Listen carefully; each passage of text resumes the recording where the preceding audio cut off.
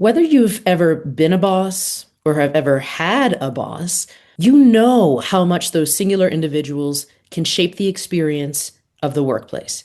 According to some studies, a good manager can increase employee engagement by 70%. And according to a survey by the American Psychological Association, a whopping 75% of employees report their boss as the worst and most stressful part of their jobs. Okay, wow. So, how do we know if we're being a good boss or a bad boss? Do we just inherently know, or should we be looking out for some specific things? So, enter the incredible stories focusing on what good leaders can learn from bad bosses with the author of the brand new book, The Devil Emails at Midnight, Mita Mallick.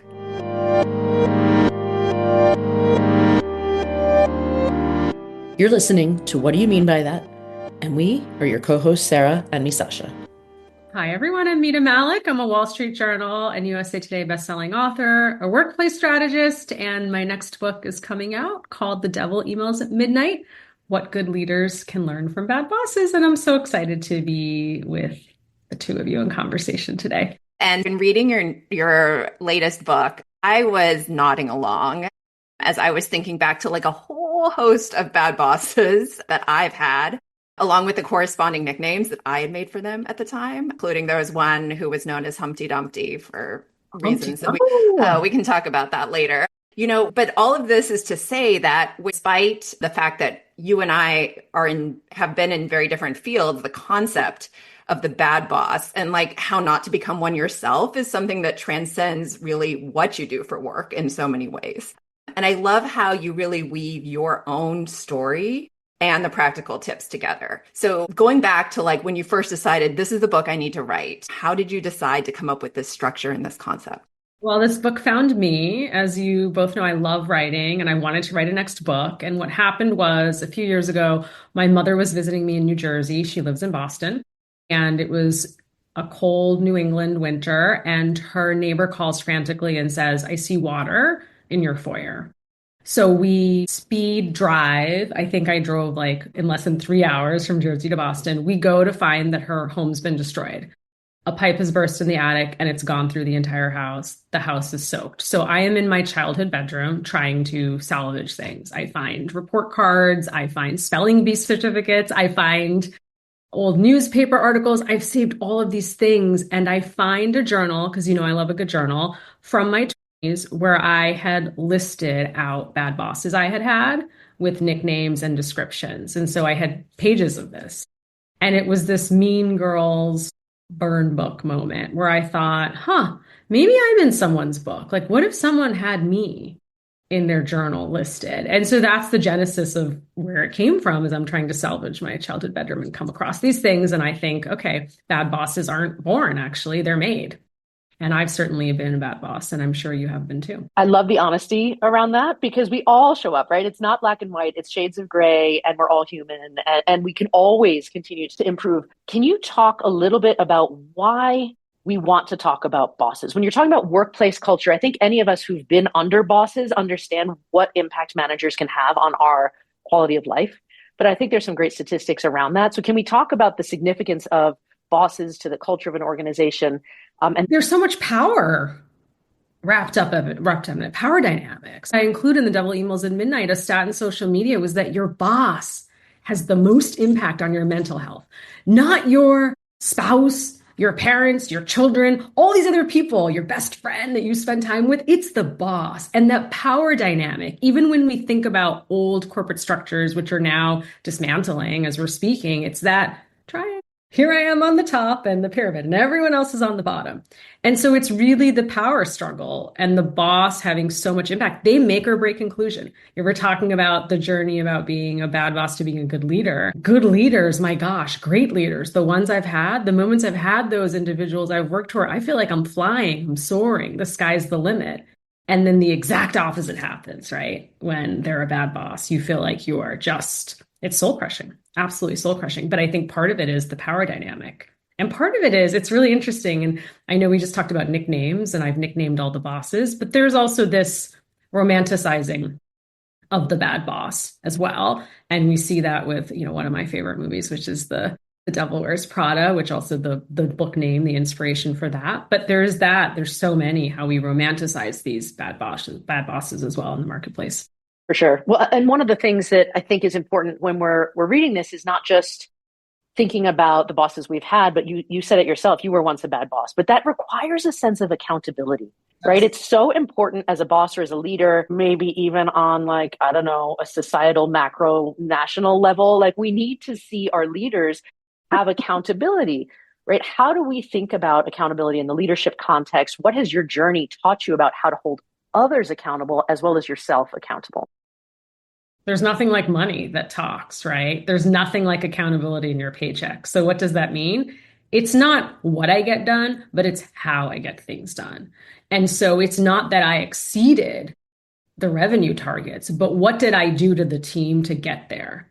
And so often, as you talked about and you asked about the dynamic of the boss and the power structure, when we think about feedback, so often in my career, it's always been the boss is giving me feedback.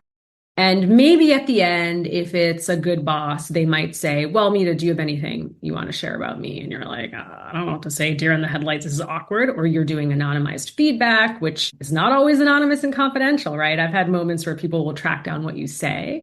And so I think there's this idea of how do you constantly get the feedback that you want in self-reflection, but then organizations holding leaders accountable, right? The job of a good leader is that you create more good leaders. And so part of that is how do you do that? And there's no better way than the paycheck, like money talks, right? To have metrics tied to that. And I love the idea of metrics and being able to hold people accountable that way. But one of the things you just said, like that need and the culture that you create that allows people to give feedback back means to me you need a few preconditions. One is that you need time, right? Like if you're constantly rushing from one thing to another, to another, to another, you're not going to take the time to be vulnerable because there's so much at risk and you're not going to help each other. And I know from my nerdy days doing positive psychology, one of my favorite studies talks about how having time is one of the biggest predictors of whether or not we're going to help somebody else out. So talk to us about the role that time affluence or just the role that time has in the workplace and the culture. Time is the most precious commodity we have. You said it. It's the biggest complaint we have in relationships. Any relationships, you don't have enough time for me. You're on your phone, you're in meetings, you're never available, whatever that looks like. And the opening chapter of The Devil Emails at Midnight, I talk about the boss who never had time for us except at midnight. And what I challenge leaders to do is that you can make time. We spend time in useless, repetitive meetings on things that we shouldn't be working on, on things that we should be delegating. And if you are a good leader, your number one job is to be directing, coaching, and teaching people. And so there's time for that, but there's also time for the feedback. How often are we finishing a project and then asking for feedback specifically? So, Sarah, we just finished this project. We could have gone with option A or option B. How do you think it went? Stopping and asking each other how things are working and doing. And I think we haven't created that culture because I think it's been a top-down approach. But I think you'll see many companies are now doing 360. They're doing retros after projects. They're making this a priority because how can you get better if no one tells you what you need to work on? How can you get better if you don't know what your areas of opportunity are? I think that's such an important point, and I'm encouraged by that, I think, because it really speaks to sort of the support that we need from each other, right? To make our own work lives, our workplaces, better places for everyone. And so I kind of want to build on that support concept for a second, because in an era of trad wives and a lot of social safety nets being removed to make it increasingly harder for working mothers in particular, the great pretender example or boss in your book really hit me hard because I had a great pretender as well. Or if I'm being honest, there were several in my career. And they ultimately changed my career trajectory in law and how I thought about my future in law and how I saw this going. So how can we really think about supporting mothers and supporting parents, right, in the workplace in a time when it's becoming increasingly hard to do so through a whole lot of external forces as well? That's the chapter, The Boss Who Punished Me for Being Pregnant. And it was the great pretender because, so often the bias is, and it's true that men can have bias against women who become mothers. Women can also have bias against women who become mothers. And in this case, it was a woman who was a mother, who was a leader, who was part of the Women's Employee Resource Group and had all the things externally that she was like the face. And yet she was slowly chipping away at my career when I became pregnant. This is the question that I always ask people to think about. Who gave you permission to slow someone else's career down? Who gave you permission, right? Because I have grown up, as I talk about in the Devil Emails at Midnight, I grew up with a lot of cultural stereotypes, which I'm now, as an adult, still trying to unpack. And so if somebody, if a woman in particular, if I am expecting and I am about to go out on leave or starting that journey, don't make decisions for me. Ask, right? Check in. We have accommodations. Would you like to talk to HR? Can I connect you with another working parent? Can I talk to you about your career goals as you're about to leave and go and have a baby? Can we check in when you come back? Like, why can't we be asking these questions? And what I coach leaders on is to ask, would you be asking these same questions of fathers? Because I am happily married with 2 children, and we both have careers, and I have never, ever heard my husband being asked these questions. And when I share these stories, he's like, no one's ever asked me that. In fact, it's the fatherhood premium, right? There's the pregnancy penalty, the motherhood premium. He is just attracting money, right? The more kids he has, right? It's like, it's the fatherhood bonus, the fatherhood premium, that he's more stable, he's more dependable, he's more ambitious as he grows his family, and I'm a disheveled mess. And so it really comes down to breaking through those stereotypes and just asking people what they want and need. Don't make assumptions, even when you think it's helpful, right? Even when you think it's helpful. I feel like that don't make assumptions statement is so applicable to so many aspects of our lives, right? It's definitely applicable in our workplace. I think about in partnerships, I think about in parenting. Like, it is so much more helpful if we show respect for the other person by not making assumptions about what they can or cannot handle. And we just, accord them the respect by asking them the open-ended question instead. And I think about, though, what's required of that is the time to then reflect on, am I making an assumption right now? And going back to, I'm just really impressed with your willingness to be vulnerable with your own reflection, the period of grief, and like this chapter that you talked about, this one of your caricatures of the bad boss. But that was really like difficult and raw and wonderful that you shared it, I think, in the spirit that it was intended. But when you think about all of the boss archetypes, then what do you find yourself struggling with or find challenging to you now as you lead teams? That's a great question. The grief one, I still deal with. I lost my dad suddenly in 2017. And to anyone who's on their grief journey, I give you a big hug, because it comes in waves and goes. And I talk about in the Devil Emails at Midnight, I'm the last boss that I include because I didn't know how to grieve. My dad died unexpectedly. I showed up at work and didn't know how to start this new chapter without him, but also felt that people would say things like, oh, you got your mojo back. Okay, like if I was getting too emotional, people would get upset at work. And so there was a lot of work I had to do on that I'm still doing. I think the micromanaging, we all have tendencies. I think when I think about bad boss behavior, why does it happen? It happens for 3 reasons. One, there's something going on in the marketplace, right?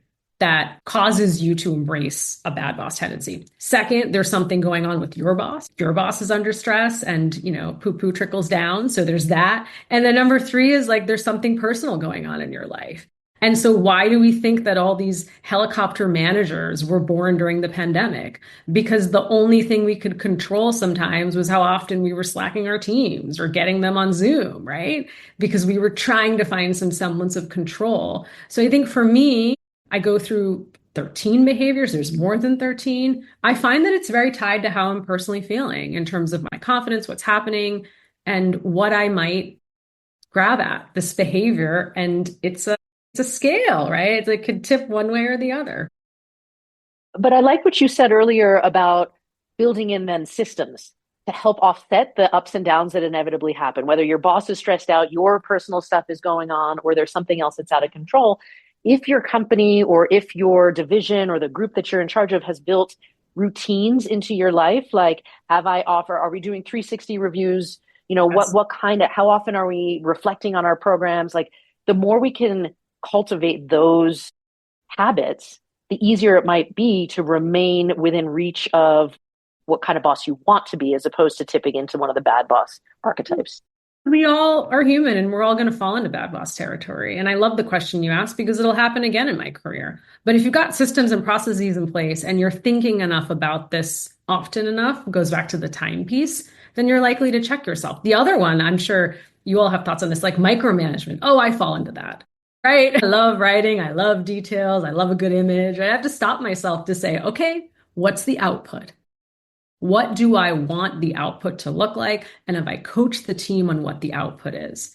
And if there's not a company template, if there's not something that we have been asked to adhere to, then let's as a team decide what that looks like. That one I will fall into, right? And I think anytime you love what you do and when you continue to rise in your ranks, you go you go far away from that, right? You're more coaching other people. And so I do that and I see other people want to like dive back into the details. Oh, let me roll up my sleeves and get in trenches and help you with that brief. And it's like, no, that's my job. I don't need you to write it. Just tell me how to make it better. I think that's a really important distinction and something to think about. And I love how you frame sort of the questions that leaders should be asking themselves along the way. And, we've talked, sort of interwoven in the bad boss discussion has been what makes a good leader, right? Like we've talked a little bit about the, assumptions, right? And asking and looking for feedback.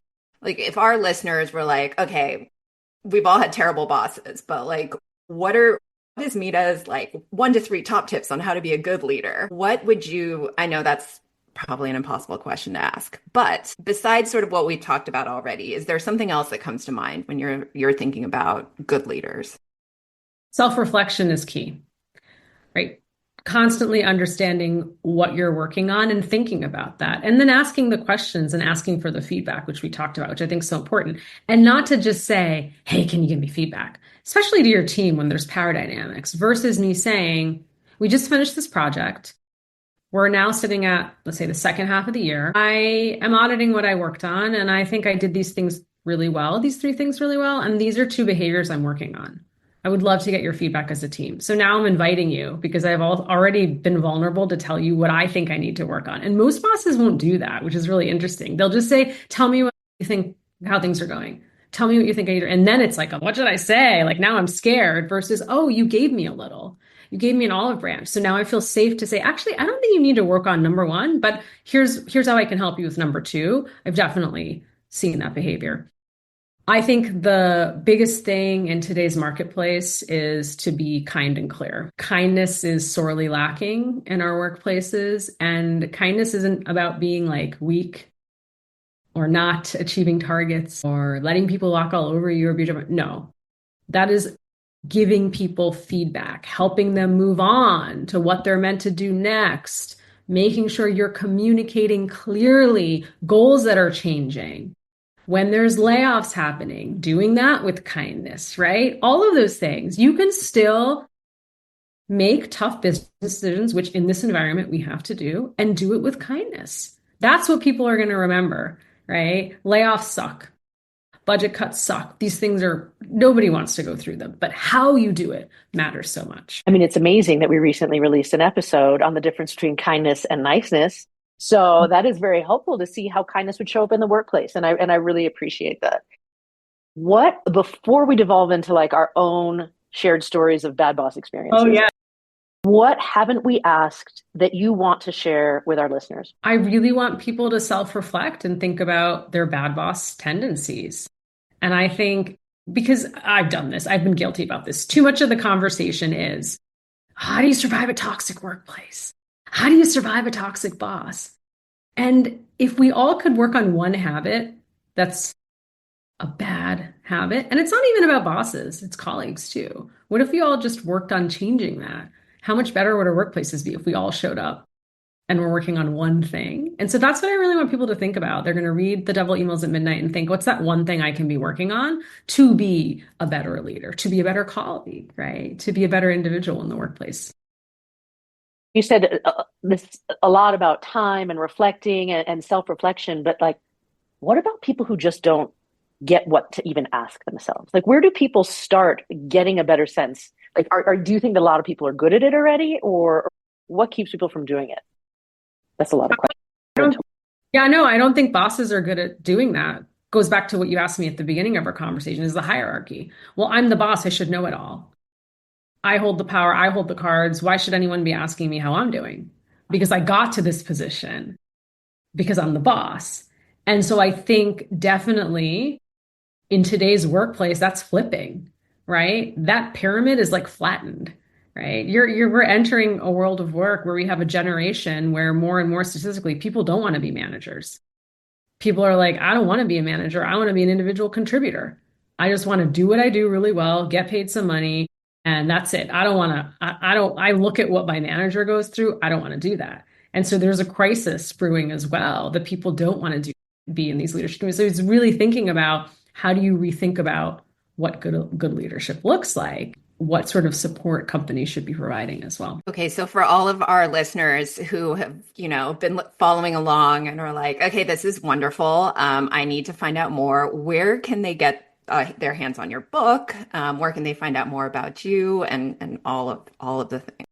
Well, The Devil Emails at Midnight, What Good Leaders Can Learn from Bad Bosses, launches on September 30th. It's available on Amazon free pre-order, Barnes & Nobles, your local independent bookstore. You can find me on LinkedIn. I am open for speaking engagements, coaching, consulting. Would love to hear from you. And thank you so much. And I think if I write a sequel, I'm going to have to credit you and include Humpty Dumpty, because that is a powerful name. But at this point, is there anything else that we've missed that you want to make sure we include in this episode? Well, I'm looking at your beautiful background of all the quotes, and I'm thinking about my chapter on toxic positivity, which is the one bad boss behavior that I think people might be surprised about and we don't talk enough about. So it is a boss that I once worked for who I called like a corporate Pied Piper. Loved him. Charismatic, a coach, would follow him anywhere. People wanted to be in the office to spend time with this person. And yet he was spewing Instagram quotes like, what doesn't kill you makes you stronger. You can do this. You're superwoman.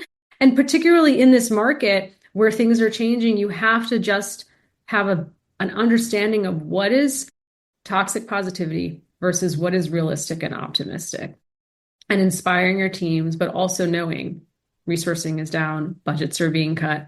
In The Devil Emails at Midnight, the example I use is we have this innovation. It's doing gangbusters. It's selling like crazy. And supply chain tells us we no longer have a key ingredient to make the product. And this boss decides to add $1 million to the forecast. We can do it. We can't do it. We don't have the ingredient. And I'll never forget. I still remember years later at Stinging, the performance review where it's like, well, you get dinged on your bonus and merit increase. And it's because, well, you didn't meet the target. You missed by $1 million. And I was like, what is happening here? You're the one who added the $1 million to the forecast, right? So I really want people to think about that in this marketplace as goals change. Like, how do you stay realistic and inspire people, but also not spew toxic positivity? So appreciate that. Thank you so much for spending the time with us. Thanks for having me back. You've been listening to What Do You Mean by That? A show dedicated to being better humans and getting loud for all of us. Hat tip to Sarah's daughter for the logo, and huge thanks to Misasha's son for our incredible theme music. Find out more and subscribe to our newsletter at whatdoyoumeanbythat.com. Because as always, it's all of us or it's none of us.